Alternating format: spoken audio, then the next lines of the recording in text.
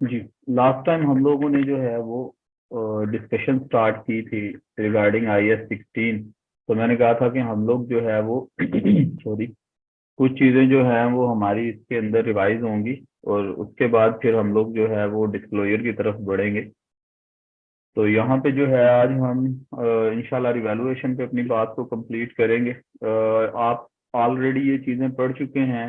Again revise करने का purpose सिर्फ ये है कि जब हम डिस्क्लोजर बनाने के ऊपर बात करें तो आप लोगों को सॉरी, आप लोगों को इसमें प्रॉब्लम ना हो चीज़ों में, तो इसलिए हम थोड़े सा इनको रिवाइज कर रहे हैं। तो यहाँ पे जनाब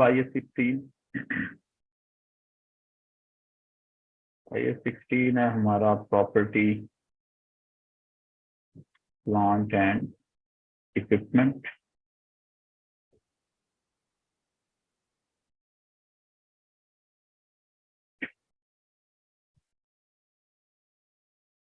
जी, तो IS-16 में हम ऑलरेडी इस चीज को प्रीवियस स्टडीज के अंदर पढ़ चुके हैं कि हम सब्सिक्वेंट मेजरमेंट के लिए दो मॉडल्स फॉलो करते हैं। Subsequent measurement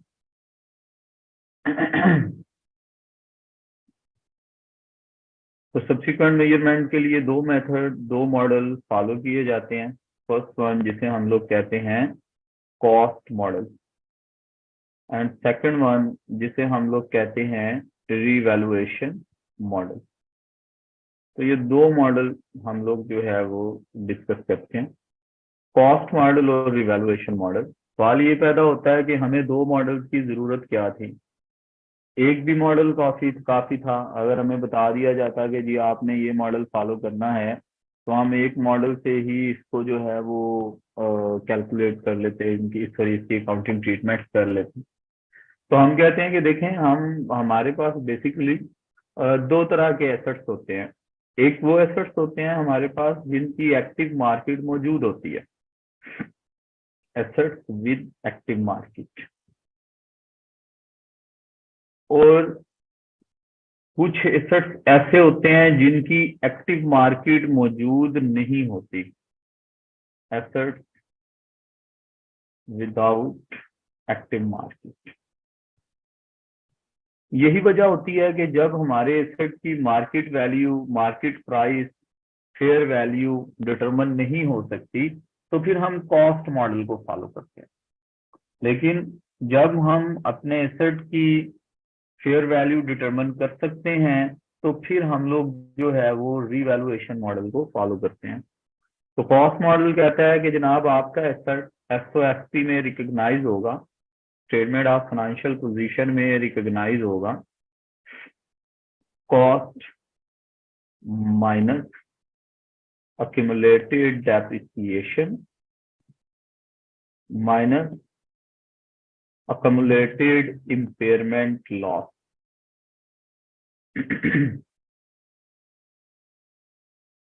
accumulated impairment loss। जबकि रिवैल्यूएशन मॉडल हमें कहता है कि जनाब आप अपना एसेट रिकॉग्नाइज करेंगे at reporting date fair value minus accumulated depreciation minus accumulated impairment loss।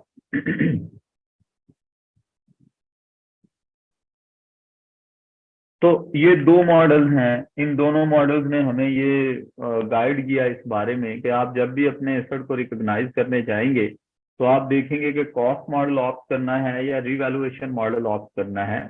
उसका डिसीजन होगा एसेट की एक्टिव मार्केट एग्जिस्ट कर रही है या उसकी एक्टिव मार्केट एग्जिस्ट नहीं कर रही। तो अगर एक्टिव मार्केट एग्जिस्ट करती है तो रिवैल्यूएशन मॉडल, मतलब हम फेयर वैल्यू डिटरमिन अगर कर सकते हैं तो फिर हम उसको फेयर वैल्यू के ऊपर रिकॉग्नाइज करेंगे।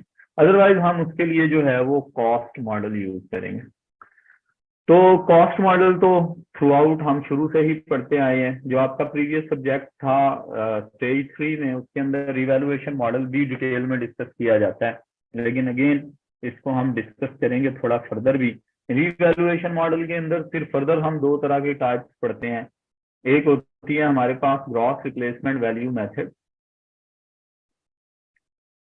और एक होता है हमारे पास net replacement value method. Gross replacement value method और नेट रिप्लेसमेंट वैल्यू मेथड। तो आमतौर पे जो ज्यादा मेथड या जो मॉडल हम यूज करते हैं वो नेट रिप्लेसमेंट वैल्यू मॉडल होता है या नेट रिप्लेसमेंट वैल्यू मेथड होता है। ठीक है जी। नेट रिप्लेसमेंट वैल्यू मेथड में क्या डिफरेंस है और ग्रॉस में? वो डिफरेंस ये है कि जो आपका नेट रिप्लेसमेंट वैल्यू मेथड है इसमें बेसिकली हम अपने एसेट की वैल्यू जो है उसे कॉस्ट से हटाकर फेयर वैल्यू में कन्वर्ट करवा देते हैं।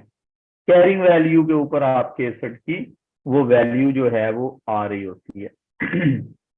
तो हम एक एग्जांपल देखते हैं, थोड़ी सी चीजें हम रिवाइज कर लेते हैं, हम एक एग्जांपल देख लेते हैं।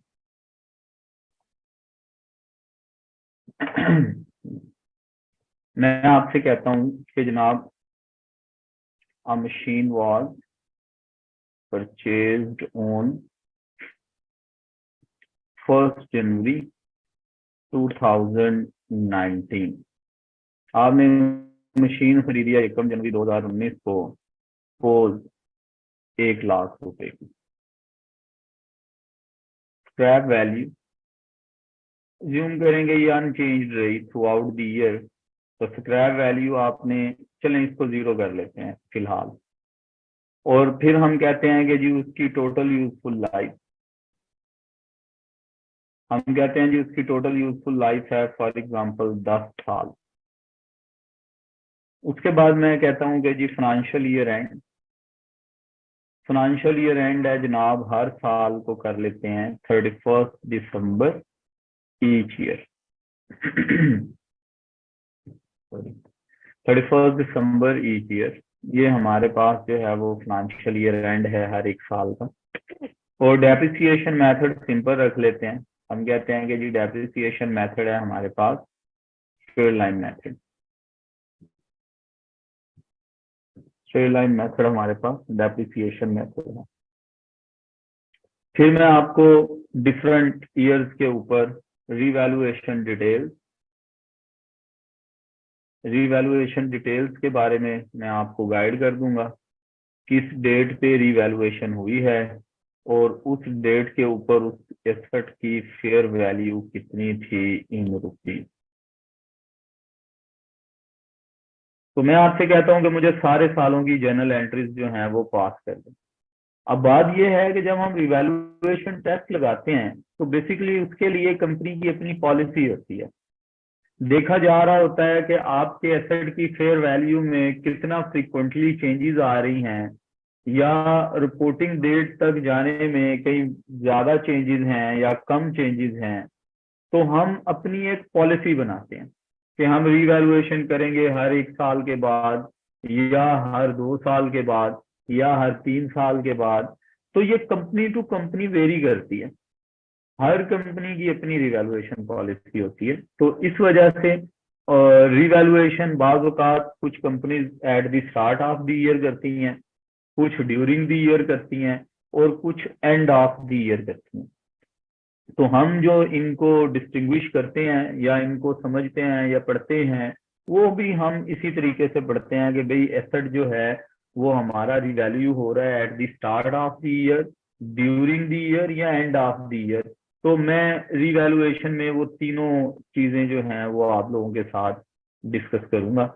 उसकी एक एक एग्जांपल जो है वो मैं आपको दूंगा कि रिवैल्यूएशन जो है वो हमारी अगर स्टार्ट में हो तो कैसे होती है, ड्यूरिंग द ईयर हो फिर क्या होता है और एंड ऑफ द ईयर हो तो क्या होता है। तो जर्नल एंट्रीज के लिए मैंने शुरू में भी एक बात कही थी कि आप लोग थोड़ा सा फॉर्मेट बना लिया करें। डेट है, डिस्क्रिप्शन है। चलिए लेजर फोलियो का कॉलम भी एक छोटा सा ले लेते हैं।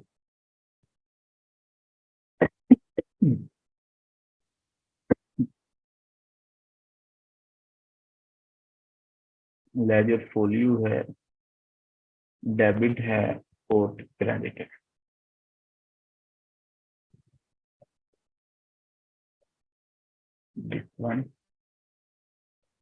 ये जनाब इसको मैंने एक शेप दे दी। अब हम जर्नल एंट्रीज करते हैं पास। जर्नल एंट्रीज के साथ साथ हम ना एक वर्किंग बनाया करेंगे। ये वर्किंग कोई जरूरी नहीं है, आप अपने तरीके के साथ भी इसको कर सकते हैं, लेकिन जो वर्किंग मैं शेयर कर रहा हूँ इससे थोड़ा सा काम निस्बतन आपका आसान हो जाएगा। तो वर्किंग में जनाब पहला कॉलम हम डेट के लिए ले लिया करेंगे, फिर हम पर्टिकुलर्स के लिए ले लिया करेंगे, फिर हम जनाब एक कॉलम एसेट के लिए ले लेंगे, फॉर एग्जांपल मशीन है तो मशीन के लिए, फिर एक इसकी कम्युलेटेड डेप्रिसिएशन के लिए, एक रीवैल्यूएशन सरप्लस के लिए, और एक प्रॉफिट और लॉस के लिए। तो ये कॉलम हम लोग यहाँ पे जो है वो बना लेंगे। अब हम इसको स्टार्ट करते हैं। तो देखें, सबसे पहले तो मशीन आपने एक्वायर की है, मैंने बोला मशीन एक्वायर की है 1 जनवरी 19 को 1 लाख रुपए की। तो 1 जनवरी 2019 हम सिंपली जर्नल एंट्री पास कर देंगे, मशीन डेबिट और बैंक कैश या अकाउंट पेएबल क्रेडिट। ठीक है जी, 100,000 और 100,000। उसके बाद पूरा साल इसमें ना कोई एडिशन हुआ ना कोई डिस्पोजल हुआ, तो हम लोग साल के एंड में जाएंगे 31 दिसंबर 2019। इसमें हम डेप्रिसिएशन की जर्नल एंट्री पास कर लेंगे, डेप्रिसिएशन एक्सपेंस डेबिट और cumulated depreciation credit. Depreciation expense debit और कम्युलेटेड डेप्रिसिएशन क्रेडिट। 100,000 इसकी कॉस्ट है, स्क्रैप वैल्यू 0 है, तो हम 10 ईयर्स पे ही इसको डिवाइड कर लेंगे। हमारे पास इसकी 10,000 डेप्रिसिएशन आती है। ये जो 10,000 हमने डेप्रिसिएशन कैलकुलेट की है, इसे हम फ्यूचर में जाकर बोला करेंगे कि ये हमारे लिए हिस्टोरिकल डेप्रिसिएशन है। हिस्टोरिकल डेप्रिसिएशन का मतलब ये है कि आपने जब वो एसेट रिकॉग्नाइज किया था अपनी किताबों में, तो आप उस पे कितनी डेप्रिसिएशन चार्ज करते थे। सॉरी। तो जनाब यहाँ पे हम डेप्रिसिएशन इस तरीके से हम चार्ज कर लेंगे। अच्छा, इस वर्किंग में भी इसको लिख लेंगे। कुछ लोग ये वर्किंग नेट बुक वैल्यू पे बनाते हैं, वो कम्युलेटेड डेप्रिसिएशन का अकाउंट सेपरेटली नहीं बनाते। मैं भी एक दो क्वेश्चन आपके साथ शेयर करूंगा, उसमें भी एक दो क्वेश्चन के अंदर ये अकाउंट सेपरेटली नहीं बना होगा, तो इसमें कोई मसला नहीं है। ये वर्किंग है, आपको जो स्टाइल जो तरीकाकार आसान लगता है उसके जरिए आप इसे कर सकते हैं। तो मैं बहरहाल कम्युलेटेड का अकाउंट बनाऊंगा ताकि मैं आपको प्रॉपर इस चीजों को समझा सकूं। तो 1/1/2019 यहाँ पे मैं लिखूंगा कि जनाब इक्विजिशन हुई है, इक्विजिशन हुई है जनाब, और इक्विजिशन की वजह से हमारी बुक्स के अंदर एक एसेट का इजाफा हुआ है। तो मशीन में 100,000 मैं ऐड कर दूंगा, और फिर मैं साल के आखिर की डेट लिखूंगा 31 दिसंबर 2019, और यहाँ पे मैं लिखूंगा डेप्रिसिएशन एक्सपेंस, दिस इज 10,000। ये एक साल हमारा कंप्लीट हो गया। यहाँ पे मैं एक लाइन लगाऊंगा और नीचे लिखूंगा बैलेंस कैरिड डाउन।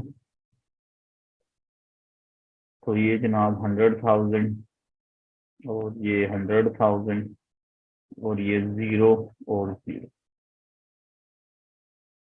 तो जनाब ये हम लोगों ने पहली एंट्रीज रिकॉर्ड कर ली। अब मैंने कहा जी जब एक साल खत्म हुआ ना, तो आपको मैंने बताया, अब मैं एग्जांपल दे रहा हूँ स्टार्ट ऑफ द ईयर की, स्टार्ट ऑफ द ईयर, बल्कि मैं इसको इस तरफ लिख देता हूँ, स्टार्ट ऑफ द ईयर। ठीक है, डेट में मेंशन कर देता हूँ 1 जनवरी 2020। फेयर वैल्यू में आपसे कहता हूँ कि जी उसकी फेयर वैल्यू थी उस टाइम 95,000, 95,000 उसकी फेयर वैल्यू थी। इसका मतलब हुआ कि अब हमारे पास साल के पहले दिन रिवैल्यूएशन हुई है। मैंने शुरू में आपको कहा कि हम net replacement value method follow करेंगे। तो नेट रिप्लेसमेंट वैल्यू मेथड में क्या होता है, नेट रिप्लेसमेंट वैल्यू मेथड में at the date of revaluation हमें सबसे पहले अपनी अकमुलेटेड के अकाउंट को जीरो करना होता है। तो हम यहाँ पे जाएंगे, यहाँ पे पहली जर्नल एंट्री पास करेंगे 1 जनवरी 2020, accumulated depreciation डेबिट और machine account credit, accumulated depreciation debit और मशीन अकाउंट क्रेडिट। अब इसमें हमने काम ये करना है कि हमारे पास जो है वो साथ के साथ इसकी पोस्टिंग भी हमने करनी है। तो जब हम इसकी साथ के साथ पोस्टिंग करेंगे तो जनाब उस पोस्टिंग में हम इसको लिखेंगे यहाँ पर 1/1/2020 रिवर्सल ऑफ अकमुलेटेड डेप्रिसिएशन। तो 10,000 यहाँ से माइनस कर देंगे और यहाँ से भी 10,000 माइनस कर देंगे। जब हम ये 10,000 यहाँ से माइनस कर लेंगे तो अब हम लोगों ने सॉरी, अब हम लोगों ने जो है इसकी कैरिंग वैल्यू मालूम करनी है। अब इसकी कैरिंग वैल्यू मालूम करते हैं। हम कहेंगे जी कि इसकी कैरिंग वैल्यू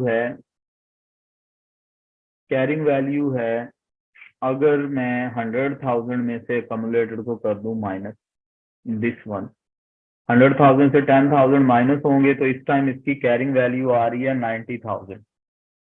जबकि इसकी फेयर वैल्यू मैं आपसे बोल रहा हूं कि इसकी फेयर वैल्यू है 95,000। इसका मतलब है कि मुझे अपने एसेट की प्राइस में 5,000 रुपए का इजाफा करना है। तो 5,000 रुपए का जो इजाफा करना है वो कहलाएगा रिवैल्यूएशन सरप्लस, वो रिवैल्यूएशन सरप्लस कहलाएगा। तो मैं अपने पास जनरल एंट्रीज इसके लिए पास करूंगा। देखें रिवैल्यूएशन का इससे पहले कभी ना रिवैल्यूएशन सरप्लस हुआ है ना लॉस हुआ है। तो हम यहाँ पे लिखेंगे सेम कि जी मशीन की कीमत में इजाफा हो रहा है तो मशीन अकाउंट डेबिट और revaluation surplus credit, machine account debit और रिवैल्यूएशन सरप्लस क्रेडिट, इस तरीके से। अब हमने हमारा अच्छा इसको पोस्ट भी कर लेते हैं।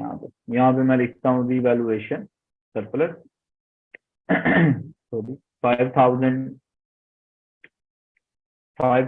उस एसेट की कॉस्ट में ऐड कर देते हैं और 5,000 रिवैल्यूएशन सरप्लस में ऐड कर देते हैं, 5,000 एंड 5,000। अब सवाल ये पैदा होता है कि रिवैल्यूएशन सरप्लस तो हमारी किताबों में आ गया, अब इसका करना क्या है? तो इसके 3 तरह के अकाउंटिंग ट्रीटमेंट होते हैं जो हम करते हैं। एक तो तरीकाकार ये होता है कि हम उसका ट्रीट ही ना करें, कुछ भी ना करें। जब कभी रिवैल्यूएशन सरप्लस होगा तो तब हम इसको जो है वो ट्रांसफर कर देंगे, सॉरी जब कभी रिवैल्यूएशन लॉस होगा तो तब हम इसको जो है वो ट्रांसफर कर देंगे। दूसरा तरीका ये होता है कि आप हर साल देखें कि आपने कितनी एक्स्ट्रा डेप्रिसिएशन चार्ज की है, उतने पैसे आप इससे डिडक्ट कर लें। और तीसरा तरीका होता है मैक्सिमम डेप्रिसिएशन का। तो अभी मैं तीनों डिस्कस नहीं करूंगा, अभी हम एक तरीका फॉलो करेंगे जिसके अंदर हम एक्स्ट्रा डेप्रिसिएशन जो है वो ट्रांसफर करते हैं। तो उसका तरीकाकार ये होता है कि हम पहले क्या करेंगे, अब हम इसमें पहले डेप्रिसिएशन चार्ज करेंगे 31 दिसंबर 2020 डेप्रिसिएशन एक्सपेंस डेबिट, इसको मैं यहाँ पे कॉपी कर लेता हूँ, डेप्रिसिएशन एक्सपेंस डेबिट और एक्यूमुलेटेड डेप्रिसिएशन क्रेडिट। हमें पता है कि आफ्टर रिवैल्यूएशन डेप्रिसिएशन जो है वो न्यू फेयर वैल्यू पे रिकॉर्ड की जाती है। तो 95,000 डिवाइडेड बाय 9 ईयर, ठीक है, 1 साल गुजर चुका है तो ये एक यहाँ पे 9 साल रह गए हैं। तो यहाँ पे मैं इसको लिखूंगा 19,000, मतलब इस साल की मेरी डेप्रिसिएशन 19,000 है। जब आप डेप्रिसिएशन कैलकुलेट कर लेंगे तो इस मेथड में आपने कैलकुलेट करनी होती है कि यार हिस्टोरिकल डेप्रिसिएशन कितनी थी, हिस्टोरिकल डेप्रिसिएशन कितनी थी। हिस्टोरिकल डेप्रिसिएशन का मतलब ये है कि अगर ये रिवैल्यूएशन ना होती तो हम कितनी डेप्रिसिएशन चार्ज करते, तो जाहिर बात है 10,000, ये जो पहले साल में की थी हमने चार्ज, अगर रिवैल्यूएशन ना होती तो हम यही डेप्रिसिएशन चार्ज कर रहे होते। तो हिस्टोरिकल डेप्रिसिएशन है 10,000, एक्चुअल डेप्रिसिएशन कितनी चार्ज की है आपने, तो हमें पता चलेगा, या मैं थोड़ी सी गलती कर गया हूँ, यहाँ पे हमें 95,000 को डिवाइड करना है 9 पे, तो ये डेप्रिसिएशन 10,556 रुपये बनती है। तो एक्चुअल डेप्रिसिएशन हमने चार्ज की है 10,556 रुपये। इसका मतलब है कि रिवैल्यूएशन करने की वजह से हमने 556 रुपये ज्यादा डेप्रिसिएशन चार्ज की है। इसे आप एक्सेस डेप्रिसिएशन कह लें या इसे आप एक्स्ट्रा डेप्रिसिएशन कह लें, एक ही बात है। 556 रुपये आपने एक्स्ट्रा डेप्रिसिएशन चार्ज की है, लिहाजा वो 556 रुपये हम रिवैल्यूएशन सरप्लस से माइनस करेंगे और रिटेन्ड अर्निंग को ट्रांसफर कर देंगे। तो यहाँ पे जनरल एंट्री हम पास कर देंगे सॉरी, रिवैल्यूएशन सरप्लस डेबिट और मशीन अकाउंट क्रेडिट। तो ये आप एक्स्ट्रा डेप्रिसिएशन से ये जनरल एंट्री पास करेंगे विद एक्स्ट्रा डेप्रिसिएशन चार्ज, इस तरीके से। अब हम ये काम करेंगे कि अब हम इसकी पोस्टिंग भी कर लेंगे। यहाँ पे हम लिखेंगे 31 दिसंबर 2020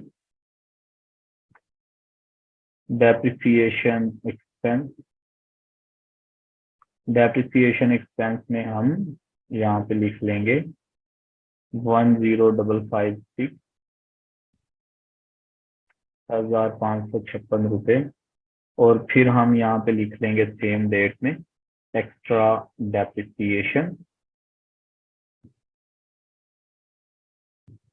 तो एक्स्ट्रा डेप्रिसिएशन हम चार्ज कर रहे हैं 556 रुपये। तो ये जनाब हमारे पास जो है वो बैलेंस कैरी डाउन आ गए, balance carry down this one. तो ये इनके बैलेंसेस आ गए हमारे पास किताबों में। ये एग्जांपल थी हमारे पास जिसके अंदर हम डेप्रिसिएशन चार्ज करते हैं at the start of the year. तो मैं यहाँ से इस वर्किंग को कॉपी करता हूँ, यहाँ पे मैं इसको पेस्ट कर लेता हूँ। यहाँ पे ये बैलेंस कैरी डाउन ले लेते हैं हम लोग 1 जनवरी 2021, बैलेंस ब्रॉड डाउन। ये बैलेंस मैं यहाँ से ले आता हूँ क्योंकि नीचे जनरल एंट्री भी पास कर लेते हैं। तो यहाँ तक 2 साल कंप्लीट हो गए जी हमारे, ठीक है, 2019 भी और 2020 भी। तो यहाँ तक हमारा 2020 कंप्लीट हो गया।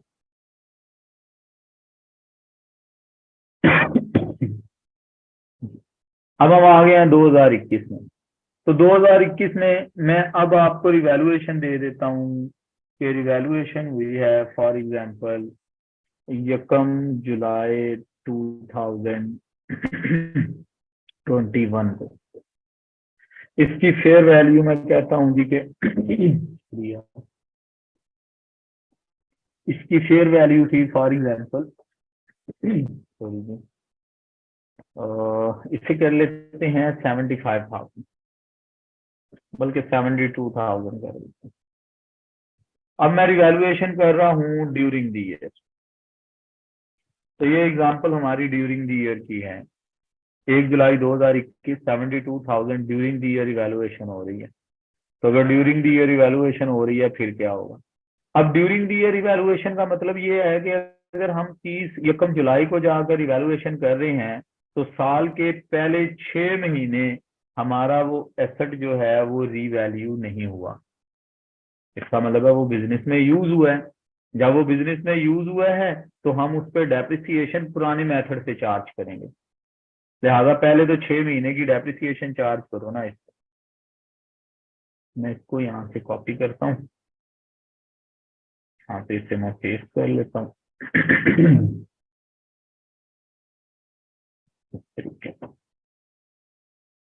तो डेप्रिसिएशन एक्सपेंस मल्टीप्लाइड बाय 6/12 कर लेते हैं, या आप इसको 10,556 को 2 पे डिवाइड भी कर सकते हैं, ठीक है। तो 5278 इसका आंसर आएगा। 5278। तो 5278 में अब हम उसी तरह फिर कंपेयर कर लेते हैं। हम कहेंगे कि यार हिस्टोरिकल डेप्रिसिएशन कितनी थी। हिस्टोरिकल डेप्रिसिएशन थी जी हमारे पास 5278, नहीं सॉरी 5000 की, 5000। एक्चुअल डेप्रिसिएशन कितनी थी हमारे पास, हम कहेंगे जी एक्चुअल डेप्रिसिएशन थी 5278। इसका मतलब है कि हमारे पास एक्स्ट्रा डेप्रिसिएशन कितनी थी,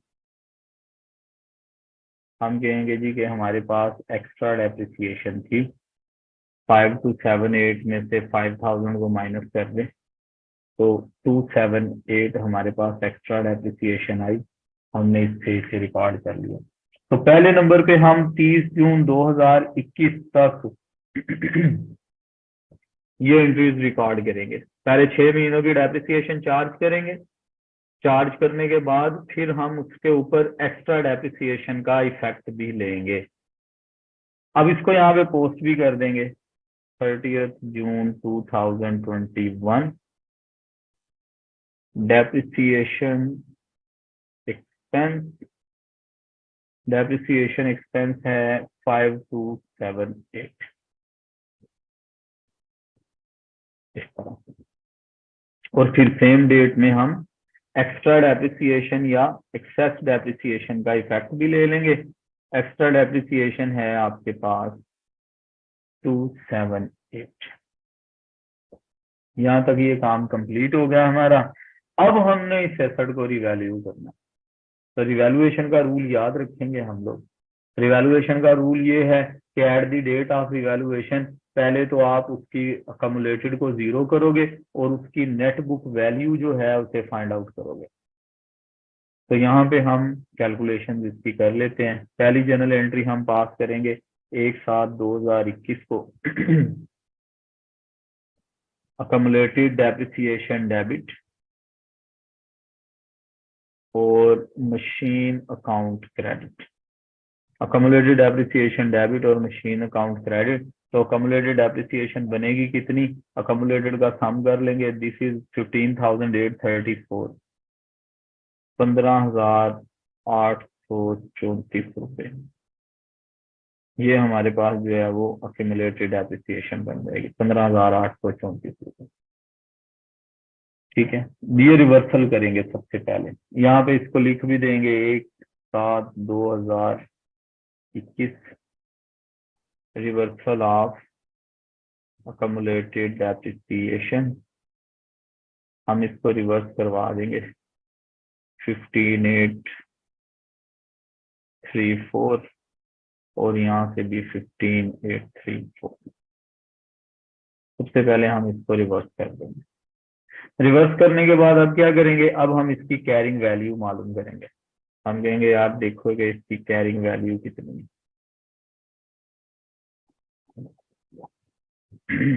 कैरिंग वैल्यू मालूम कर लेते हैं। सम ऑफ ऑल दीज, सॉरी इसको लेते हैं।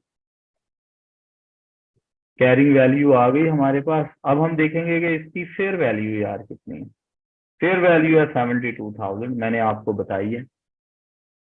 तो इसका मतलब है कि हमारा एसेट इस टाइम 79,166 पर मौजूद है, लेकिन हम उसे 72,000 पे लेकर जाना चाह रहे हैं।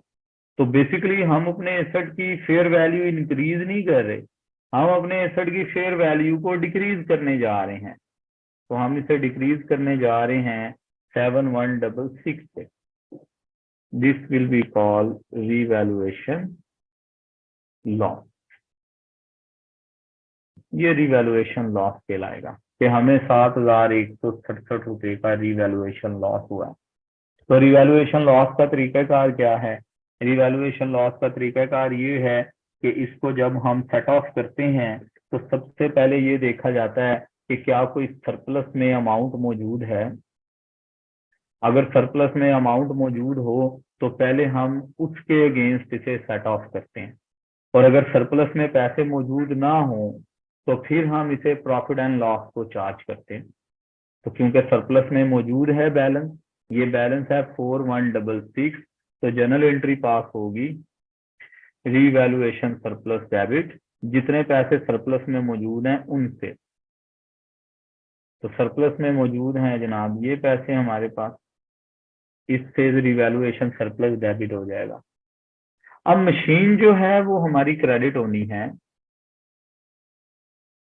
मशीन हमारी क्रेडिट होनी है 7166 के साथ। तो इन दोनों का जो डिफरेंस आएगा, दिस माइनस दिस, वो डिफरेंस हम प्रॉफिट और लॉस को चार्ज कर देंगे। This is basically balancing figure.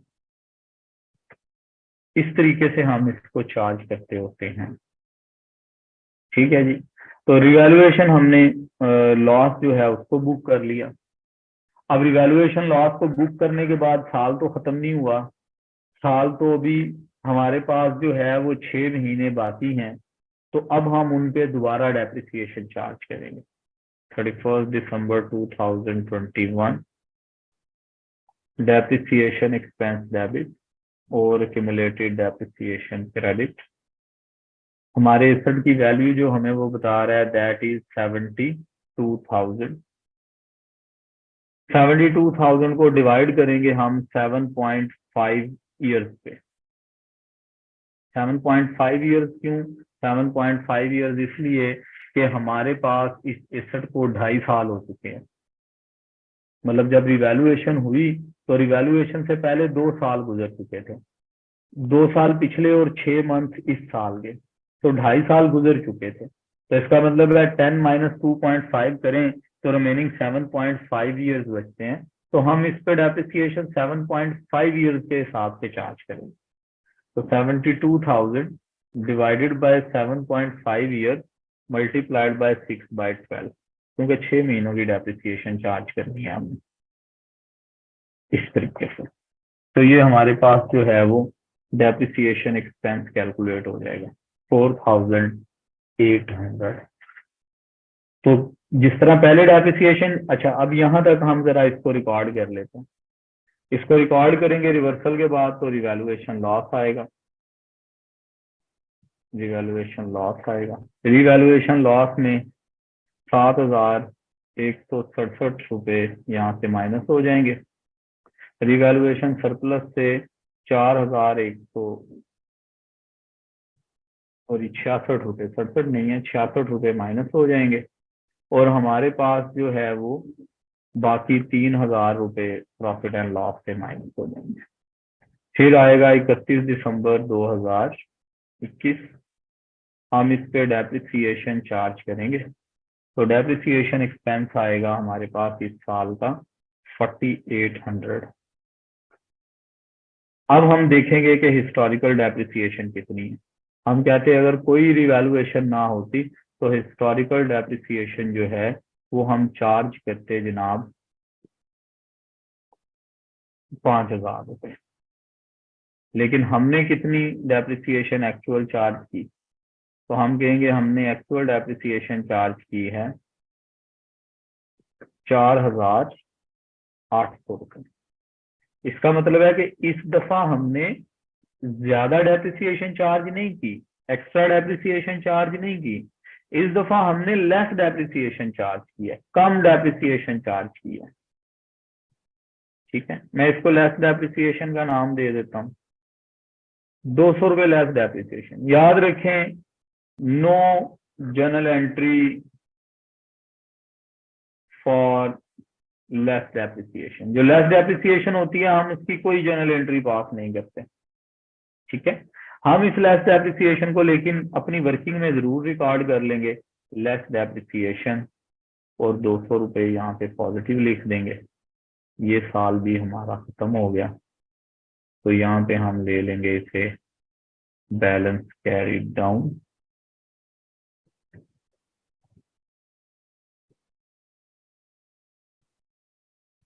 तो बैलेंस कैरी डाउन करेंगे, ये बैलेंस आ जाएगा 72,000। इसी तरीके से बाकी कॉलम्स के अंदर उनके बैलेंस आ जाएंगे। तो ये हमारे पास जो है वो 2 साल इसके कंप्लीट हो गए। ठीक है जी, अब हम इससे आगे बढ़ते हैं। इससे आगे बढ़े तो मैं आपसे कहता हूँ कि अब तीसरा साल आ गया 2022। इसमें मैं आपको एग्जांपल देता हूं कि हमारी फेयर वैल्यू डिटरमिन हो रही है 31 दिसंबर 2022 को, और ये जो फेयर वैल्यू डिटरमिन हुई है ये मैं कहता हूं कि जी ये फेयर वैल्यू है सपोज 70,000। इसका मतलब है कि ये रिवैल्यूएशन की एग्जांपल मैं आपको दे रहा हूं एंड ऑफ द ईयर की। ये एग्जांपल मैं आपको दे रहा हूं एंड ऑफ द ईयर की। तो एंड ऑफ द ईयर की एग्जांपल को अटेम्प्ट कर लेते हैं। तो एंड ऑफ द ईयर की एग्जांपल में क्या होगा, मैं इसको कॉपी करता हूँ, कंट्रोल सी, यहाँ पेस्ट करता हूँ, control we, 1/1/2022 balance brought down, ये बैलेंस यहाँ से ले लेते हैं। ये बैलेंस आ गई। अब सबसे पहला काम क्या होगा भाई, डेप्रिसिएशन रिकॉर्ड होगी। क्यों? क्योंकि पूरा साल तो रिवैल्यूएशन नहीं हुई, रिवैल्यूएशन जाकर तीसरे साल के एंड में हो रही है। तो अगर वो तीसरे साल के एंड में हो रही है तो फिर हम क्या करेंगे, हम उस तीसरे साल के एंड से पहले पूरे साल की डेप्रिसिएशन जो है वो चार्ज करेंगे। That will be on the date of 31 December 2022। depreciation expense debit and accumulated depreciation credit। सबसे पहले हम डेप्रिसिएशन चार्ज करेंगे, that will B 72,000 divided by 7.5 year. मतलब पूरे साल की डेप्रिसिएशन लेनी है ना, तो 4800 को आप 2 से मल्टीप्लाई कर दें, तब भी इसका आंसर आ जाता है। और इसमें कंफ्यूज नहीं होना कि मैंने 7.5 ईयर्स लिखे हैं तो यहाँ पे तो 7 साल रह गए थे। स्ट्रेट लाइन मेथड यूज कर रहे हैं ना, तो मैं टोटल डेप्रिसिएशन टोटल लाइफ को यूज कर रहा हूँ, रिमेनिंग को यूज नहीं कर रहा। अगर रिमेनिंग को यूज करना है, 7 सालों को यूज करना है, तो फिर इस 72,000 में से पिछले साल की डेप्रिसिएशन माइनस करवा दें, फिर 7 पे डिवाइड करें, आंसर सेम ही रहेगा आपका। तो 72,000 डिवाइडेड बाय 7.5, 9600। तो हमने इस पे 9600 डेप्रिसिएशन चार्ज की। 9600 की डेप्रिसिएशन के बाद हमने इस पे लेस डेप्रिसिएशन भी चार्ज करनी थी, तो हम कहेंगे हिस्टोरिकल डेप्रिसिएशन। अगर इवेलुएशन वगैरह ना होती तो हिस्टोरिकल डेप्रिसिएशन हमने चार्ज करनी थी 10,000। एक्चुअल डेप्रिसिएशन हमने 9,600 चार्ज की है, तो इसका मतलब है अगेन हमने लेस डेप्रिसिएशन चार्ज की है 400 रुपए। तो मैं फिर वही बात करूंगा कि लेस डेप्रिसिएशन की कोई जर्नल एंट्री नहीं होती, लेकिन उसको रिकॉर्ड करते हैं, मतलब वर्किंग के अंदर लिखते हैं हम लोग। ठीक है, तो यहाँ पे इसको मैं पोस्ट कर दूंगा 31 दिसंबर 2022। डेप्रिसिएशन एक्सपेंस, इस साल डेप्रिसिएशन है 9,600 रुपए। फिर मैं लिखूंगा लेस डेप्रिसिएशन चार्ज, इसको मैं यहाँ से 400 रुपए यहाँ लिख दूंगा। अब मैं इसको रिवैल्यू करूंगा। तो रिवैल्यू करने का तरीकाकार जो है वो सेम है। रिवैल्यू हम कैसे करेंगे, रिवैल्यू करने का तरीका वही है, सबसे पहले अकोमोडेटेड रिवर्स करवाओ। तो अकोमोडेटेड डेप्रिसिएशन डेबिट और मशीन अकाउंट क्रेडिट। तो अकोमोडेटेड डेप्रिसिएशन इसकी कितनी हो गई है जी, इसका सम कर लेते हैं। इसकी कम्युलेटेड टोटल हो चुकी है जनाब 14,400 रुपए। पहले तो इसको रिवर्स करवाओ ना, रिवर्सल ऑफ कम्युलेटेड, यहाँ पे लिखो रिवर्सल ऑफ अकोमोडेटेड डेप्रिसिएशन 14,400 यहाँ से माइनस और 14,400 यहाँ से माइनस। अब क्या करेंगे, अब इसकी कैरिंग वैल्यू कैलकुलेट करेंगे। कैरिंग वैल्यू, इसकी कैरिंग वैल्यू है जनाब, इसका सम कर लो मशीन वाले कॉलम का, तो कैरिंग वैल्यू है 57,600। जबकि मैंने इसकी जो फेयर वैल्यू आपको बताई है वो मैंने बताई है 70,000। इसका मतलब है कि मशीन की कीमत हमें बढ़ानी पड़ेगी। बढ़ा लेते हैं, बढ़ाएंगे तो 12,400। This is revaluation surplus. अब जब रिवैल्यूएशन सरप्लस होता है ना, तो हमने इसमें एक रूल और याद रखना है। पहले ये देखना है कि यार प्रॉफिट एंड लॉस की कोई एडजस्टमेंट तो नहीं करनी। मतलब हो सकता है कि हमने पास्ट में कोई रिवैल्यूएशन लॉस जो है उसको लिखा हो, सॉरी, मतलब प्रॉफिट और लॉस को चार्ज किया हो, तो हम पहले उसको एडजस्ट करवाएंगे। हमें पता है कि ये पैसे, ये अगर आप प्रॉफिट और लॉस वाले कॉलम का सम करेंगे तो इस सम में ये बैलेंस 2400 आ रहा है। तो पहले प्रॉफिट और लॉस एडजस्ट होगा, तो हम जनरल एंट्री पास करेंगे मशीन अकाउंट डेबिट, कि भाई मशीन में तो 12,400 रुपये ही डेबिट होने हैं, इसका तो कोई मसला नहीं है। मशीन के तो 12,400 डेबिट है। ओके, पहले प्रॉफिट और लॉस क्रेडिट करना है। प्रॉफिट और लॉस क्रेडिट, प्रॉफिट और लॉस क्रेडिट होगा is equal to sum of D. ये जो प्रॉफिट और लॉस के कॉलम का सम होगा ना, वो सम हम लोगों ने यूज कर लेना है।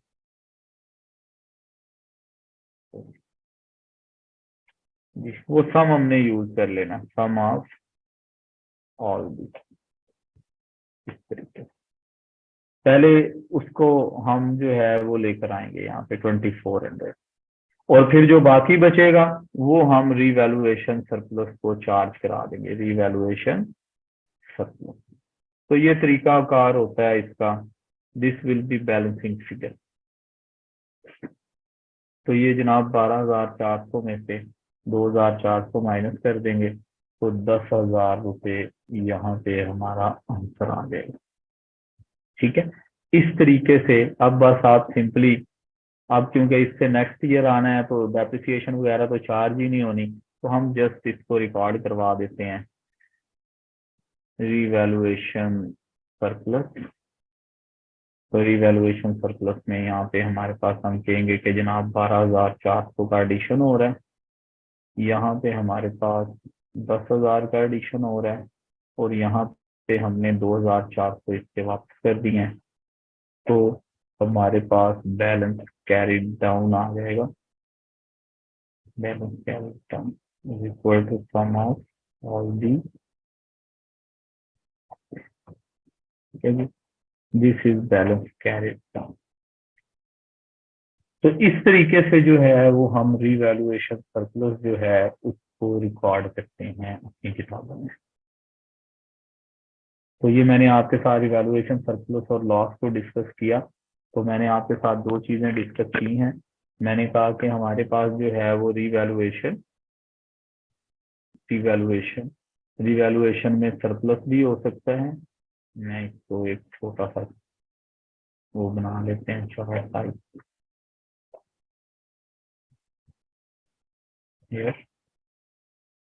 रिवैल्यूएशन। तो हम कहेंगे कि जी रिवैल्यूएशन जो है इसमें हमारे पास सरप्लस भी हो सकता है और इसमें हमारे पास लॉस भी हो सकता है। तो मैं इसको ले लेता हूँ, दिस वन।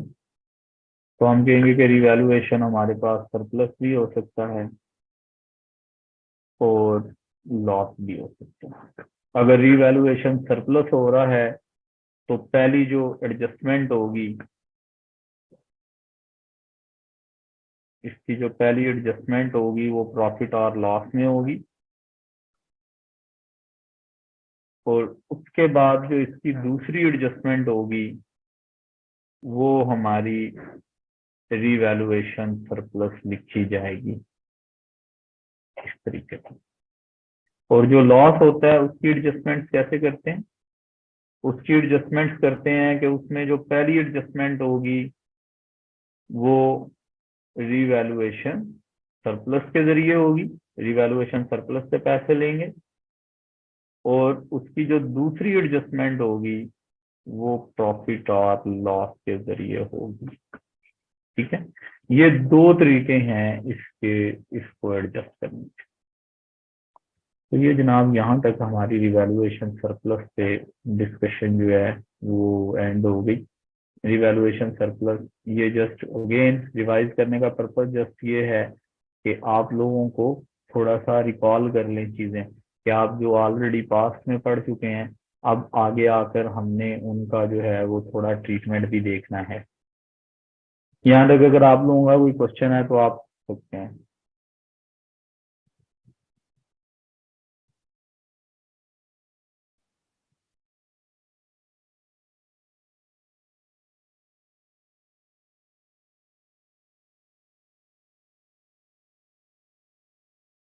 ओके जी, चलें अब हम बात करते हैं फाइनेंशियल रिपोर्टिंग की। कि ये वाले काम तो सारे हमारे स्टेज 3 की फाइनेंशियल अकाउंटिंग के काम थे। तो हम फाइनेंशियल रिपोर्टिंग के अंदर एक्स्ट्रा काम क्या पढ़ते हैं, क्या करते हैं, ठीक है। देखें, हम बेसिकली देखने ये जाएंगे कि हमारे पास जो है वो इसकी डिस्क्लोजर रिक्वायरमेंट्स क्या हैं। इसकी डिस्क्लोजर रिक्वायरमेंट्स क्या हैं for note to financial statement, notes to financial statement. Basically ये वो क्वेश्चन है जो इस लेवल के ऊपर टेस्ट होता है या टेस्ट हो सकता है, यूं कह लें।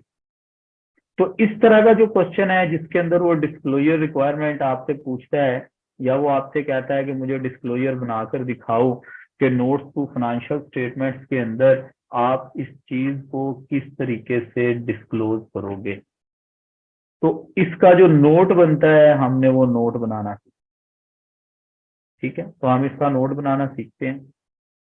इसका तरीकाकार क्या होता है, आज मैं फॉर्मेट पहले आपके साथ डिस्कस करूंगा। फॉर्मेट डिस्कस करने के बाद फिर अगर टाइम हुआ तो आज हम एक क्वेश्चन भी अटेम्प्ट कर लेंगे, और अगर टाइम ना हुआ तो फिर इंशाल्लाह कल की क्लास के स्टार्ट में जो है वो हम फिर एक क्वेश्चन जो है इसका वो अटेम्प्ट करेंगे। तो आप लोगों ने जो है वो फॉर्मेट अच्छे से समझ लेना है। फॉर्मेट के ऊपर क्वेश्चन आते हैं, आ सकते हैं, ठीक है। तो फॉर्मेट हमें इसकी डिस्क्लोजर रिक्वायरमेंट का आना चाहिए। तो बेसिकली डिस्क्लोजर रिक्वायरमेंट अगर आप इसकी थ्योरेटिकली पढ़ना चाहते हैं तो वो सारे की सारी मैंने आज ग्रुप में सुबह 2 बुक शेयर की हैं। एक कैफ 1 की बुक है और एक कैफ 5 की बुक है। कैफ 1 की जो बुक है फाइनेंशियल अकाउंटिंग एंड रिपोर्टिंग 1, उस बुक के अंदर इसकी डिस्क्लोजर रिक्वायरमेंट सारे की सारी लिखी हुई है। तो मैं आपके साथ जो है वो इसकी डिस्क्लोजर रिक्वायरमेंट जो है उसकी प्रेजेंटेशन कैसे होती है या दूसरे लफ्जों में हम उसे प्रेजेंट कैसे करते हैं, तो मैं आप लोगों के साथ जो है वो उसको डिस्कस करूंगा। तो disclosure requirement for notes to financial statement, इसके अंदर करते क्या है हम, इसके अंदर जनाब हम लोग सबसे पहले बिजनेस नेम लिखते हैं। बिजनेस नेम लिखते हैं, फिर हम लिखते हैं नोट्स टू फाइनेंशियल स्टेटमेंट, फिर हम लिखते हैं for the year ended on. और ये जो नोट्स टू फाइनेंशियल स्टेटमेंट्स हैं ये भी बेसिकली हम एक्सट्रैक्ट्स ले रहे होते हैं, पूरा नोट नहीं बना रहे होते ना, एक्सट्रैक्ट्स ले रहे होते हैं। For the year ended on लिखा जाता है। इसके बाद फिर क्या होता है कि हमने इसमें क्या क्या चीजें जो हैं वो शेयर करनी होती हैं, उन पे बात कर लेते हैं। सबसे पहले हमने अकाउंटिंग पॉलिसीज पे बात करनी होती है, क्योंकि आमतौर पे जो अकाउंटिंग पॉलिसीज होती हैं वो अकाउंटिंग पॉलिसीज जो हैं वो हमारी जब notes to financial statement start होते हैं तो उसके स्टार्ट में ही सारे की सारी ना डिस्कस हो जाती हैं। तो वो क्योंकि एट दैट टाइम सारी की सारी डिस्कस हो जाती हैं तो फिर बाद रात यहाँ पर हम आकर दोबारा उन्हें डिस्कस नहीं करते, ठीक है। लेकिन पेपर पॉइंट ऑफ व्यू से हम इस बात को ध्यान में रखेंगे कि हम लोगों ने इन अकाउंटिंग पॉलिसीज को डिस्कस करना है। तो अकाउंटिंग पॉलिसीज आप 2 तरह की डिस्कस करेंगे। सबसे पहले आप डेप्रिसिएशन की पॉलिसी डिस्कस करेंगे। For example, depreciation is to be charge from the date of purchase to date of disposal. ये डेप्रिसिएशन की पॉलिसी होगी हमारी, ठीक है। अच्छा, पेपर में आपके एग्जामिनेशन के अंदर जो पॉलिसी एग्जामिनर देगा आपने वो लिख देनी है। बाद वो पॉलिसी देता है depreciation is to be charge from the date of purchase to date of disposal, तो हम उसके मुताबिक उसको भी चार्ज कर सकते हैं, ठीक है। अदरवाइज जो है वो हम डेप्रिसिएशन अपने पास से यूं भी लिख सकते हैं, depreciation is to be charge from the date of purchase to date of disposal, या depreciation is to be charge from the month of purchase to month of disposal, मतलब क्वेश्चन की गाइडेंस के मुताबिक। फिर हम लिखते हैं कि जी सब्सिक्वेंट मेजरमेंट के लिए आप कौन सा मॉडल यूज करते हैं। अब आमतौर पे जो हमारे पास क्वेश्चन आता है उस क्वेश्चन में मुमकिन है कि एग्जामिनर आपको 2 से ज्यादा एसेट्स दे, कुछ एसेट्स पे वो बोले कि आप कॉस्ट मॉडल यूज करते हैं, फॉलो करते हैं, और कुछ एसेट्स पे बोले कि आप लोग जो है वो रिवैल्यूएशन मॉडल फॉलो करते हैं। तो हमने उसको जो है वो लिखना होता है। For example, cost model is used for example building, and revaluation model is used for equipment for subsequent measurement। तो ये हमने उसको बताना होता है कि हम सब्सिक्वेंट मेजरमेंट के अंदर किस एसेट के लिए कॉस्ट मॉडल यूज कर रहे हैं और किस एसेट के लिए हम रिवैल्यूएशन मॉडल को यूज कर रहे हैं। उसके बाद फिर अकाउंटिंग पॉलिसीज के बाद हमने उन्हें देने होते हैं accounting estimate. Accounting estimate accounting estimates में क्या चीजें हैं। अब अगर IAS 16 की बात करें तो हम जो एस्टीमेट्स पढ़ते हैं उन एस्टीमेट्स में क्या क्या चीजें शामिल होती हैं। हम कहते हैं कि जी हम जो एस्टीमेट्स पढ़ रहे होते हैं उन एस्टीमेट्स के अंदर हमारे पास हम उन एसेट्स के नाम लिखते हैं। हम एसेट्स के नाम के बाद फिर क्या लिखते हैं, हम उनकी यूजफुल लाइफ लिखते हैं, हम उनकी स्क्रैप वैल्यू लिखते हैं, और हम उन पे डेप्रिसिएशन मेथड लिखते हैं। ये 3 चीजें। तो एसेट्स, उनकी यूजफुल लाइफ, उनकी स्क्रैप वैल्यू और उन पे डेप्रिसिएशन मेथड। तो फिर हम उनके ना नाम भी लिख लेते हैं, ठीक है। फॉर एग्जांपल बिल्डिंग है, फॉर एग्जांपल इक्विपमेंट है, तो हम लिखेंगे जी यूजफुल लाइफ है 50 साल, लिखेंगे यूजफुल लाइफ है से 15 साल। फिर हम लिखेंगे जी स्क्रैप वैल्यू है सपोज 2 मिलियन। फिर हम लिखेंगे स्क्रैप वैल्यू है सपोज 0.5 मिलियन।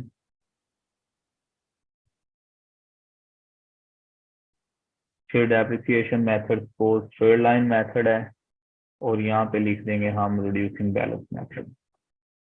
तो अकाउंटिंग एस्टीमेट के ऊपर हमने बात करनी।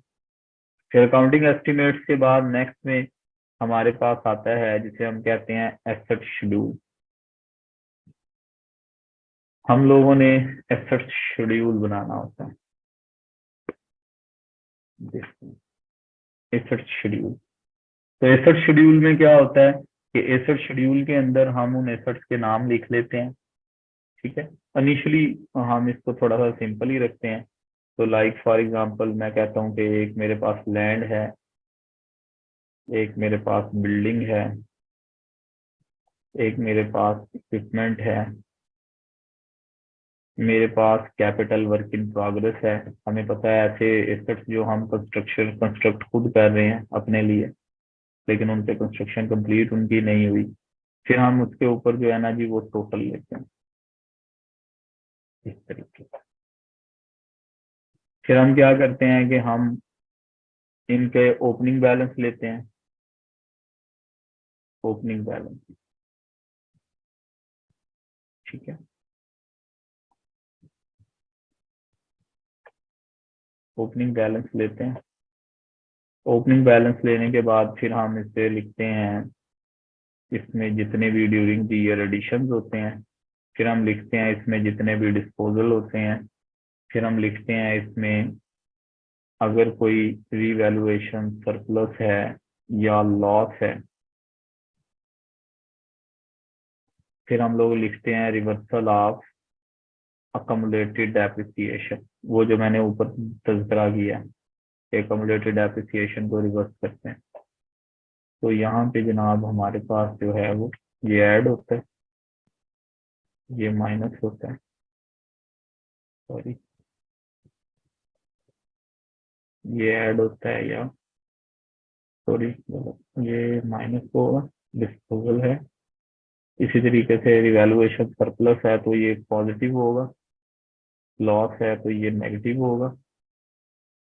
कम्युलेटिव डेप्रिसिएशन इसके केस में तो होती नहीं है, इनके केस में ये नेगेटिव होती है। इस तरह नेगेटिव कर लेते हैं, तो यहाँ पे उठाता हूँ मैं।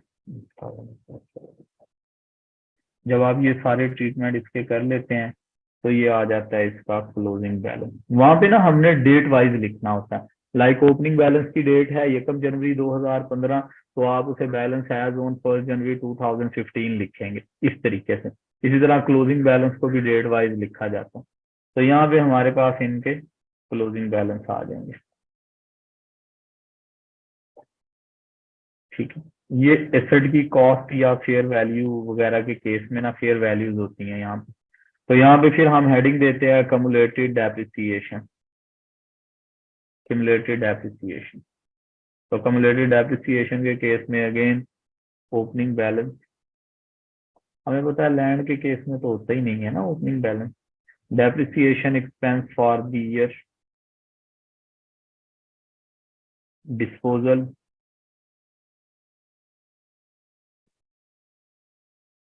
Reversal of accumulated depreciation। अच्छा इसकी ना रिवैल्यूएशन नहीं होती आमतौर पे कैपिटल वर्क इन प्रोग्रेस की, इसमें ना मैं एक चीज बल्कि कॉलम का एडिशन कर देता हूँ ताकि ये चीज आपको समझ आ जाए कि ये डिस्पोजल को बेसिकली मैं ट्रांसफर, कंट्रोल वी कर लेते हैं, इंसर्ट, यहाँ पे मैं लिख रहा हूँ ट्रांसफर। ट्रांसफर का मतलब ये है कि कैपिटल वर्क इन प्रोग्रेस में वो नेगेटिव होगा और जिस एसेट में वो जा रहा है उस एसेट को हम पॉजिटिव लिख लेंगे। इस तरह लिख लेते हैं ताकि हमें इसकी बात समझ आ जाए इस तरीके से, ठीक है। और यहाँ पे आ जाते हैं जी ओपनिंग बैलेंस, इसके तो थे नहीं, यहाँ पे जो हमारे पास जो है, ट्रांसफर जो आप बोल रहे हैं ये वो CWI वाले ट्रांसफर। अच्छा सॉरी मुस्का, एक मिनट रुकिए, मैं आपकी आवाज नहीं सुन रहा हूँ। जी जी।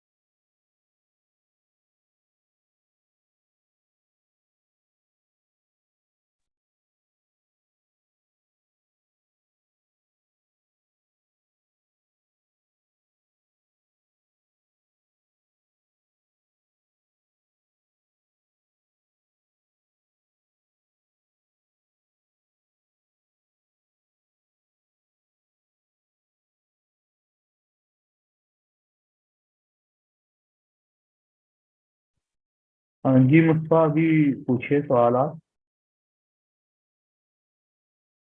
सर मैं ये कह रहा था कि जो आप ट्रांसफर कह रहे हैं वो CWIP से जो हम PPE में ट्रांसफर करेंगे उस ट्रांसफर की बात कर रहे हैं ना।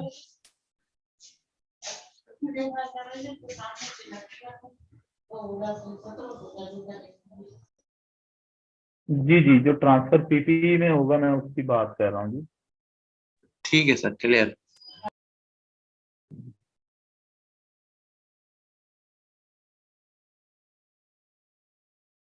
जी।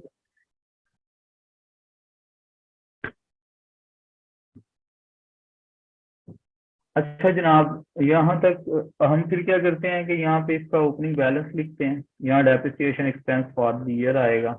यहाँ अगर कोई हमारा डिस्पोजल हो रहा है, डिस्पोजल को लिखा जाएगा, यहाँ पे कम्युलेटेड के रिवर्सल को लिखा जाएगा, ठीक है, यही यहाँ पे होगा। कैपिटल वर्क इन प्रोग्रेस और इनके अंदर इनकी डेप्रिसिएशन वगैरह नहीं होती लैंड की, ठीक है। तो यहाँ से इसको मैं कॉपी करके यहाँ पे लिख देता हूँ पेज, तो हमारे पास यहाँ पे इसका क्लोजिंग बैलेंस आ जाएगा। तो ये हमारे पास कम्युलेटेड एप्लीकेशन का क्लोजिंग बैलेंस आ जाएगा। अब यहाँ पे हम इसकी कैरिंग वैल्यू कैलकुलेट कर लेंगे।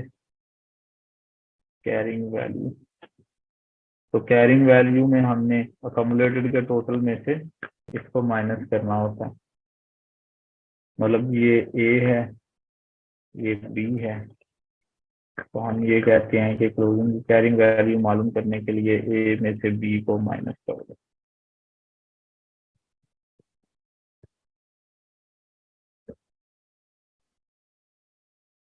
इस तरीके से हम कैरिंग वैल्यू कैलकुलेट कर लेते हैं। फिर यहाँ पे ये कैरिंग वैल्यू क्लोजिंग है, ठीक है, क्लोजिंग कैरिंग वैल्यू।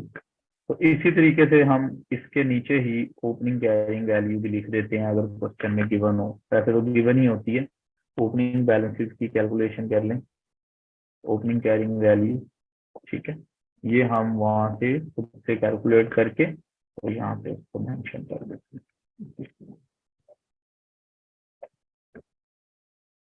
इस तरीके से हमारा ये एसेट शेड्यूल बन जाता है, ठीक है। ये भी अगेन मैं इसलिए रेफरेंस दे रहा हूँ कि ये काम आप लोगों ने किए हुए हैं, मैं जस्ट एक दफा आपको रिवाइज करा रहा हूँ, रिपीट कर रहा हूँ कि ये आपको इस तरीके से इसे बनाना आना चाहिए कि ये कैसे बन रहा है, ठीक है। तो कल इंशाल्लाह एक क्वेश्चन भी आपके साथ मैं अटेम्प्ट करूंगा, तो आपको और ज्यादा क्लैरिटी हो जाएगी कि आप लोगों ने इसको बनाना कैसे सीखा है। तो यहाँ पे जनाब ये एसेट शेड्यूल है। एसेट शेड्यूल के बाद फिर क्या करना होता है, एसेट शेड्यूल के बाद फिर हमने इसको बताना होता है disposal of non current asset के बारे में, या मैं इसको पीपीई लिख देता हूँ क्योंकि हम IAS 16 पढ़ रहे हैं। तो डिस्पोजल ऑफ पीपीई बताना होता है, ठीक है। तो डिस्पोजल ऑफ पीपीई में क्या बताना होता है आपने, ठीक है, आपने बताना होता है जी बायर नेम अगर गिवन हो, ठीक है, आपने बताना होता है डेट ऑफ डिस्पोजल। इंशाल्लाह जब कंपनीज एक्ट 2017 पढ़ेंगे फाइनेंशियल स्टेटमेंट के हवाले से, तो मैं फिर आप लोगों को गाइड करूंगा कि वहां पे हमने उसके हवाले से ये चीज भी बतानी होती है, अगर एसड की कीमत 5 लाख रुपए से ज्यादा हो जाए कि आपने उसको डिस्पोजल मेथड क्या ऑप्ट किया है, मतलब वो एम्प्लॉय शेयर स्कीम के जरिए दे दिया गया है, या कि आपने उसको जो है ऑप्शन किया है, या आपने उसको जो है उसके अलावा किसी और मोड से बेचा है, तो वो भी बताना होता है। लेकिन अभी नहीं, अभी इसको सिंपल ही रखेंगे, डेट ऑफ डिस्पोजल बताएंगे, carrying value, carrying value at the date of disposal, consideration received, पैसे कितने लिए हैं उसके बदले में, गेन या लॉस ऑन डिस्पोजल, उस डिस्पोजल पे आपको गेन हुआ है या लॉस हुआ है, और आपने बताने होते हैं उसके accounting treatment. Like for example अगर आपको लॉस हो गया उसके ऊपर, तो आप इसके अंदर एक लाइन के अंदर लिख देते हैं कि जी हमने ये लॉस जो है वो प्रॉफिट और लॉस को चार्ज कर दिया है। इसी तरह अगर आपको गेन हो गया है तो आपने उसको अदर इनकम को चार्ज कर दिया है। इस तरीके से हम उसके बारे में बताते हैं। और अगर एसेट रीवैल्यू हुआ हुआ हो तो फिर हम ये भी एक लाइन लिख देते हैं कि at the date of disposal अगर उससे रिलेटेड कोई रिवैल्यूएशन सरप्लस मौजूद था तो हमने उसको भी क्लोज करना होता है। तो उसको क्लोज करने का तरीका है कि उसे हम उठाकर रिवैल्यूएशन सरप्लस को ट्रांसफर कर देते हैं, सॉरी रिटेन्ड अर्निंग को ट्रांसफर कर देते हैं उस रिवैल्यूएशन सरप्लस को। तो डिस्पोजल ऑफ पीपी इसका एक नोट बनता है। फिर इसके नोट के बाद एक नोट बनता है हमारे पास revaluation of CPU।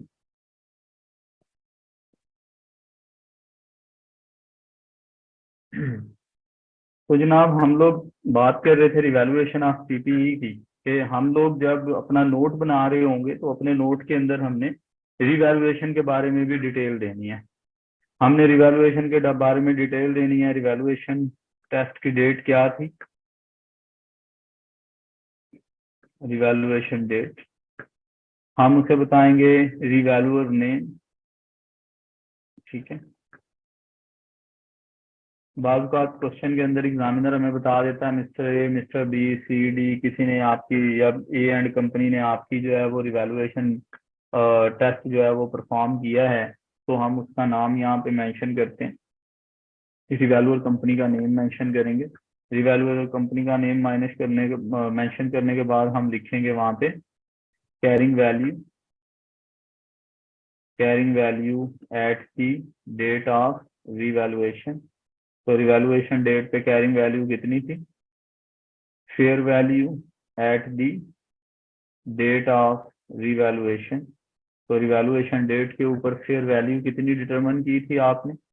फिर आपके पास रिवैल्यूएशन सरप्लस हुआ है या आपके पास रिवैल्यूएशन लॉस हुआ है, और फिर आपने बताना होता है कि उसके अकाउंटिंग ट्रीटमेंट आपने क्या किए हैं। जैसे कि मैंने ऊपर आप लोगों के साथ डिस्कस किया कि अकाउंटिंग ट्रीटमेंट कैसे लिखने हैं, तो अकाउंटिंग ट्रीटमेंट जो है वो हम मेंशन करते हैं कि जनाब हम फिर हमारे पास सरप्लस हो गया तो पहले हमने उसे जो है वो देखना है कि प्रॉफिट एंड लॉस में तो कोई एडजस्टमेंट नहीं करनी, पहले प्रॉफिट एंड लॉस की एडजस्टमेंट करेंगे और फिर हम रिवैल्यूएशन सरप्लस को चार्ज करेंगे रिमेनिंग बैलेंस। और अगर हमारे पास जो है वो रिवैल्यूएशन लॉस हो रहा है तो सबसे पहली एडजस्टमेंट जो है वो रिवैल्यूएशन सरप्लस के अगेंस्ट होगी, और अगर फिर भी उसमें से कोई रकम बाकी बच जाती है तो फिर वो हम उठाकर उसे प्रॉफिट एंड लॉस को चार्ज कर देंगे, ठीक है। उसके बाद फिर हमने नोट देना होता है। ये भी एक्सेप्शनल है, ऑप्शनल है। गिवन होगा क्वेश्चन में तो ऐसा कर लेंगे वरना नहीं करेंगे। दैट इज सेग्रीगेशन ऑफ या allocation of depreciation expense. Allocation of depreciation,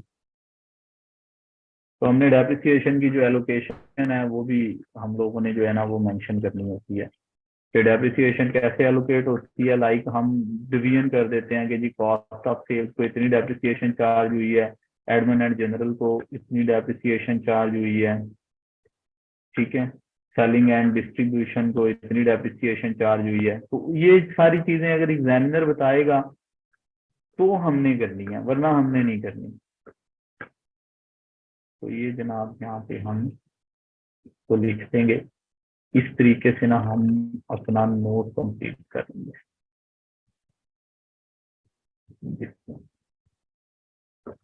तो इस तरीके से हम अपना नोट कंप्लीट करते हैं।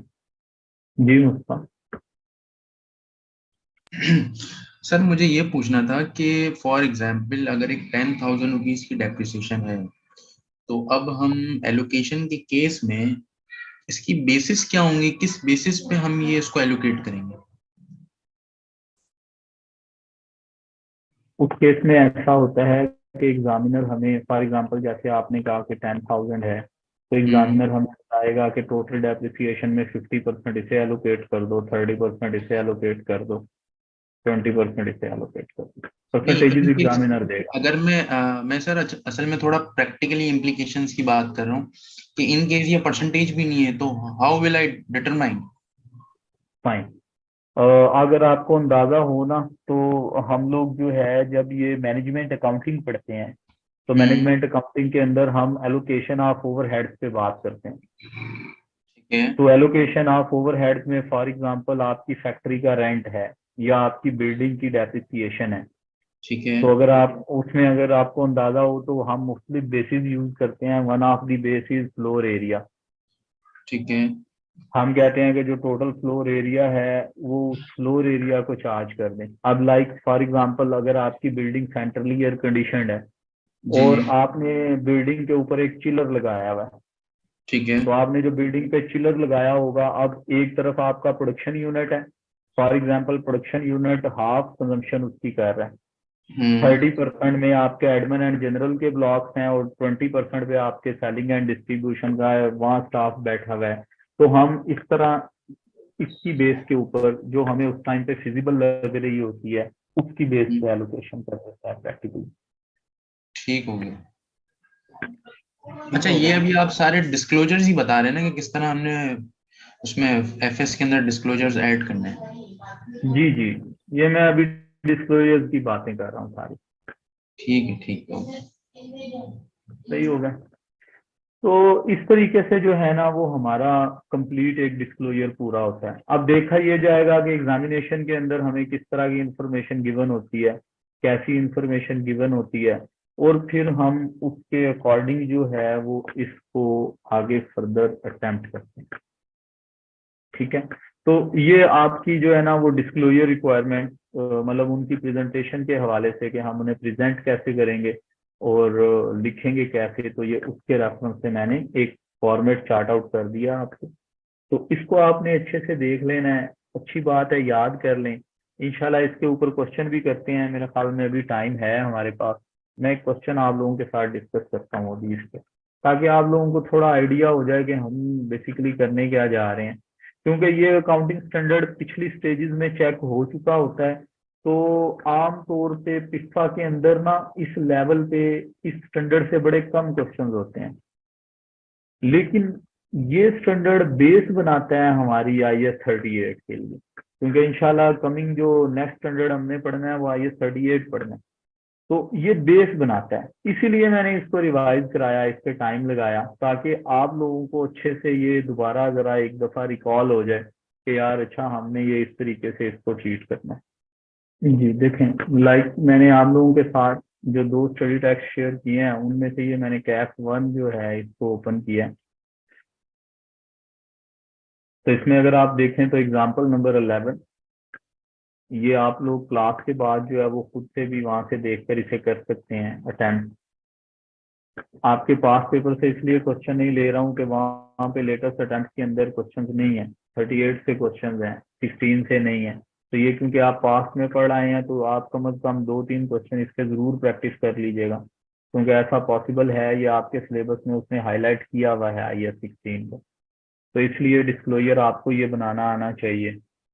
तो लाइक ये FAM है, कहता है FAM had the following tangible fixed assets at 31 December 2014। अब इसने हमें 4 तरह के एसेट्स दिए, लैंड है, बिल्डिंग है जी, लैंड है, बिल्डिंग है, उसके बाद हमारे पास प्लांट एंड मशीनरी है, पिक्चर एंड फिटिंग है, एंड एसेट्स अंडर कंस्ट्रक्शन है। ठीक है, जिसे मैंने कैपिटल वर्क इन प्रोग्रेस लिखा था। तो ये इन तीनों की कॉस्ट है, सॉरी 5 है, ये इनकी कॉस्ट है। 3 आइटम की अकोमुलेटेड मौजूद है, लेकिन लैंड की अकोमुलेटेड भी नहीं है और एसेट अंडर कंस्ट्रक्शन की अकोमुलेटेड भी नहीं है। क्योंकि इन दोनों की अकोमुलेटेड इसलिए नहीं है क्योंकि ये डेप्रिसिएट होते नहीं है, तो एंड में कैरिंग वैल्यू दी गई है। तो कैरिंग वैल्यू के बाद वो हमें फिर फर्दर एडजस्टमेंट्स बताता है कि इन दी ईयर एंडेड 31 दिसंबर 2015 द फॉलोइंग ट्रांजेक्शन अकर। कहता है further cost of 53,000 are incurred on building being constructed by the company. वो जो कैपिटल वर्क इन प्रोग्रेस वाला पोर्शन है वो कहता है कि उस पर मजीद आपके 53,000 लगे हैं। अब building costing ₹100,000 is completed during the year. उनमें से एक बिल्डिंग 1 लाख रुपए की ड्यूरिंग द ईयर कंप्लीट हो चुकी है। ठीक है। तो अगर हम सबसे पहले, अब पेपर में हमने इसको अटेम्प्ट कैसे करना होता है, पेपर में अटेम्प्ट करने का तरीका ये है कि हम पहले ना फॉर्मेट बना लेते हैं, एसेट शेड्यूल का फॉर्मेट बना लेते हैं, फिर हम ये एसेट्स 1 बाय 1 उठाते हैं।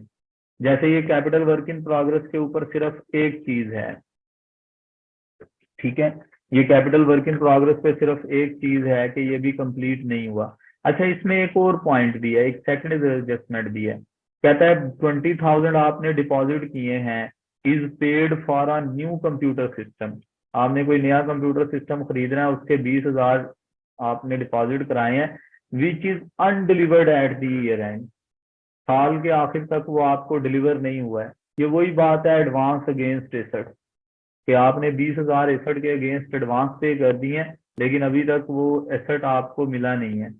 फिर ये आगे आपको एडिशन और डिस्पोजल बता रहा है। तो अगर मैं इसकी बात करूं कैपिटल वर्क इन प्रोग्रेस की, तो देखते हैं सोल्यूशन के अंदर जाकर, ये देखें सोल्यूशन में इसने क्या किया कि इसने लैंड एंड बिल्डिंग का टी अकाउंट बनाया, मतलब कॉलम बनाया, प्लांट एंड मशीनरी का बनाया, फिक्सचर एंड फिटिंग का बनाया, लेकिन इसने कैपिटल वर्क इन प्रोग्रेस का कॉलम नहीं बनाया।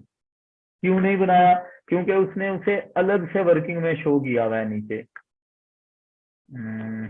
दिस वन, इसकी वर्किंग उसने अलग से शो करवाई हुई है, ये वाली। ठीक है, तो अगर हम इसे उठा के ऊपर बना देंगे तब भी ठीक है। अगर आप ऊपर नहीं बनाना चाहते हैं, इस तरीके से आप इसे अलग से शो करना चाहते हैं, तो आप इसको अलग से भी शो जो है वो कर सकते हैं।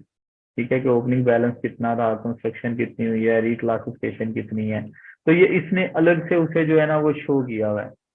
ठीक है, तो आप उसे अलग से भी शो कर सकते हैं, और आप यहाँ पे कैपिटल वर्क इन प्रोग्रेस के नाम से एक सेपरेट कॉलम भी बना सकते हैं। उस कॉलम के अंदर आप उसको लिख दें। तो यहाँ पे देखें, इसने इसका ओपनिंग बैलेंस लिखा है, फिर उसने कहा एडिशन हुए हैं, तो एडिशन में उसने जो कंप्यूटर का डिपॉजिट पे किया है वो भी जमा कर दिया।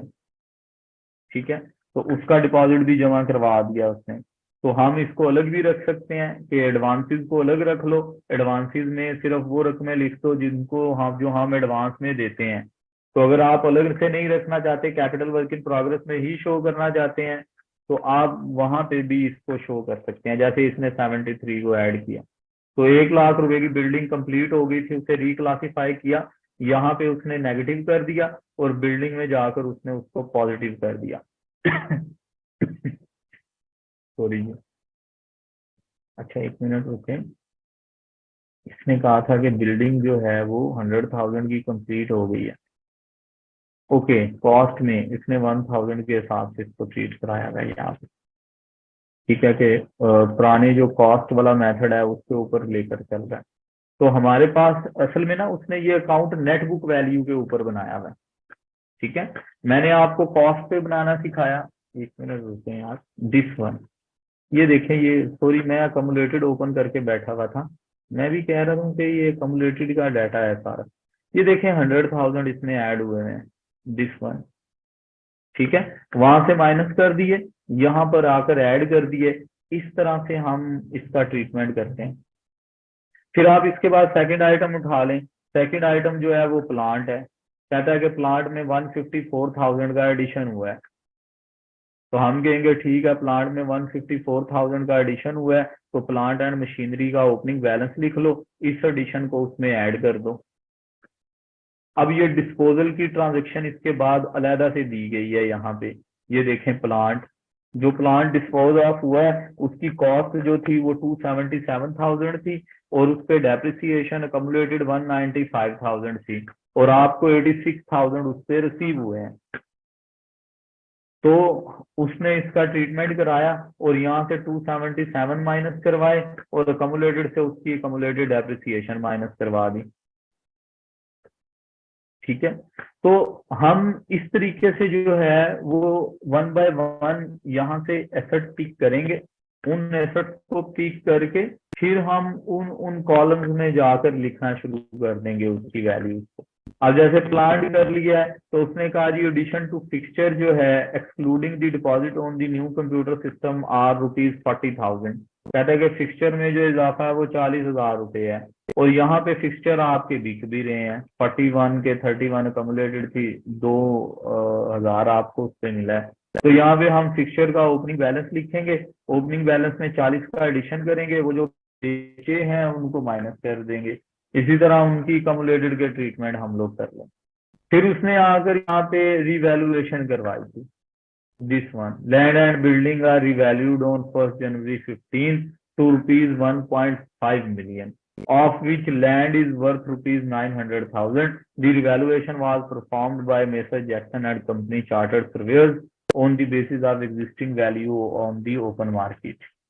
तो हमने इसकी रिवैल्यूएशन परफॉर्म करनी थी कि 15 में से 9 लाख रुपए लैंड के हैं तो बाकी रकम बिल्डिंग की है, तो लैंड पे अलग कैलकुलेशन कर लेते, बिल्डिंग पे अलग कैलकुलेशन कर लेते, उनका रिवैल्यूएशन सरप्लस आ जाना था। तो अगर हम इसकी वर्किंग पे जाएं, वो कहता है इकोनॉमिक लाइफ बिल्डिंग की अनचेंज्ड है और ये बिल्डिंग 10 साल पहले आपने खरीदी थी, तो यहाँ पे इसने रिवैल्यूएशन के नीचे वर्किंग शो की हुई है। ठीक है, ये देखें इसने नोट लिखा हुआ है, land and building have been revalued during the year by mister Jackson and company on the basis of an existing use value on the open market. तो हिस्टोरिकल कॉस्ट इंफॉर्मेशन ये आपको दे रहा है कि ये हिस्टोरिकल कॉस्ट इंफॉर्मेशन है, ये इसने नीचे जाके रिवैल्यूएशन कहीं पे ट्रीट कराई होगी, या रिवैल्यूएशन की calculation this one, depreciation on building. ठीक है, तो इस तरीके से ना जी आपने वहां से 1 बाय 1 एसेट्स को उठाना है और उनके से रिलेटेड जो जो चीजें हैं उन सारों को 1 बाय 1 ना आपने यहाँ पे लिख देना। ठीक है, ये देखें डेप्रिसिएशन पॉलिसी के बारे में भी उसने आपको लिखा हुआ है, PP is stated at historical cost less depreciation और एट वैल्यूएशन।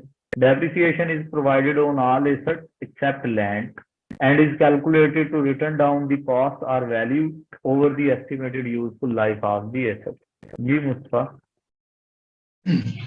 मैं सर ये कह रहा था कि अगर रिवैल्यूएशन की एक वर्किंग आप करवा दें, इसलिए कि क्लियर नहीं हुआ मुझे इससे। इसके अंदर जी अच्छा बच्चे मैं करा देता हूँ। देखें मामला ये है कि हमारे पास जो है वो बेसिकली एसेट और लैंड और बिल्डिंग जो है ना वो रिवैल्यू हो रहे हैं। अब अगर हम डाटा में जाए ना क्वेश्चन के, तो क्वेश्चन का डाटा कहता है कि लैंड थी 500 की, बिल्डिंग की कॉस्ट थी 400। अगर हम यहाँ पे आए तो ये देखें 820 उनकी नेट बुक वैल्यू थी, सॉरी अच्छा, अब 820 में हमने ये याद रखना था कि आपके पास लैंड 500 है और बिल्डिंग 320 है। अब एग्जामिनर जो हमें कह रहा है, जी बच्चे, अब एग्जामिनर हमें कह रहा है कि आपका ये एसेट रिवैल्यू हुआ है टोटल पे 1.5 मिलियन, ठीक है, और साल के पहले दिन हुआ है, और इसमें लैंड की कीमत 9 लाख रुपए है।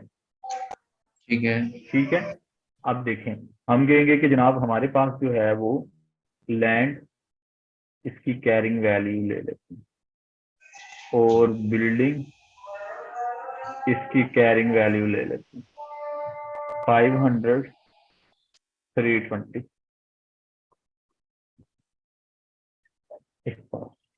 इसका मतलब है कि ये टोटल जो इसकी वैल्यू थी ना वो थी 820। वो कह रहा है कि आप इसको 1500 पे रिवैल्यू कर दो।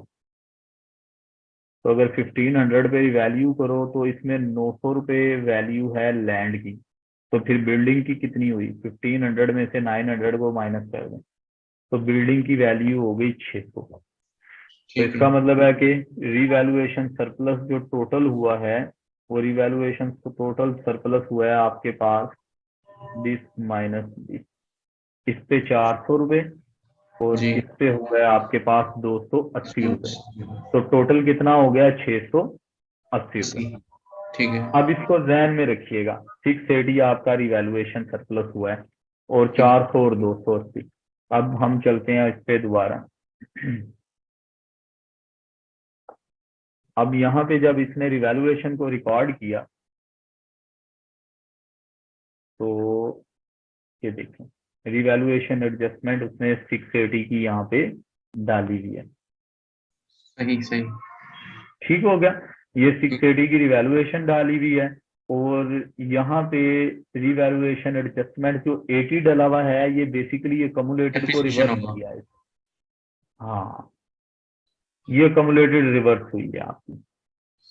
मतलब ये रिवर्स से मुराद सर बच्चे मैंने जैसे अभी आपको उसमें समझाया था कि रिवैल्यूएशन के टाइम के ऊपर हम एग्जिस्टिंग अकमुलेटेड को 0 कर देते हैं, नेट ऑफ करते हैं वो तो वो मशीन करके। 80, हाँ जी, तो यहाँ पे 80 यहाँ से माइनस हो गए और 80 ये देखें यहाँ पे माइनस हो गए, कैंसिलेशन। ठीक। ठीक हो गया, समझ आ गई आपको बात? जी जी। चलो ठीक हो गया। आप सारे लोगों ने ये काम करना है कि आज आपने ना ये एक एग्जांपल खुद से अटेम्प्ट करनी है घर पे। उसका आपको फायदा ये हो जाएगा कि उसमें आपको जो है वो बहुत सारी चीजें समझ आ जाएंगी कि ये शेड्यूल कैसे बनाना है। बेसिकली ये जो शेड्यूल है ये हमारे लिए बहुत इंपॉर्टेंट है। तो ये आपकी ही बुक है, मैंने आपके साथ शेयर की हुई है। इस क्वेश्चन का नाम मैंने बल्कि लेटेस्ट बुक शेयर की हुई है आपके साथ, इसका नाम SAM है। तो ये पहला ही चैप्टर होगा आपकी किताब में। तो SAM वाला जो क्वेश्चन है, ये क्वेश्चन आप सारों ने आज कोशिश करनी है कि आज आप सारे लोग ना ये क्वेश्चन लाजमी अटेम्प्ट कर लें।